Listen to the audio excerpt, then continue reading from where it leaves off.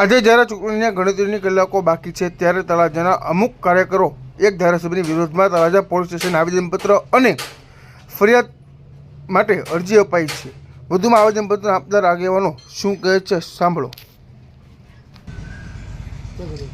જે આપણો પરિચય. શિવાભાઈ વાધાભાઈ ડાબી, ગામ પાદરી ગોહિલ, તાલુકો તળાજા, જિલ્લો ભાવનગર.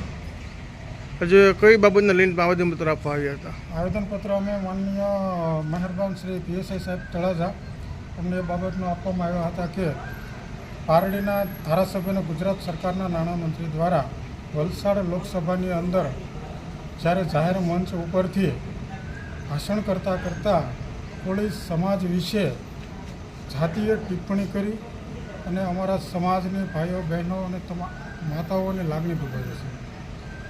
આ ચૂંટણીઓની અંદર હર હંમેશા ક્યાંક ને ક્યાંક જાતિઓનો ઉલ્લેખ કરીને આવા જે નેતાઓ બેફામ વાણી વર્તન કરે છે અને કોઈ પણ સમાજને આવી રીતે અપમાન કરે જે લાગણી દુભાવી શકે એ ચલાવી શકાય નહીં.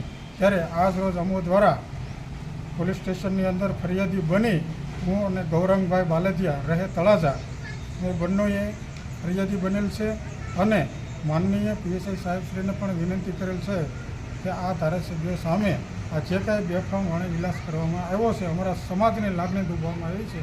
એક કોળી સમાજના યુવાન તરીકે અમે અહીંયા આવેદનપત્ર આપેલું છે અને ફરિયાદ કરવા માટે સાહેબની અરજી પણ આપેલ છે.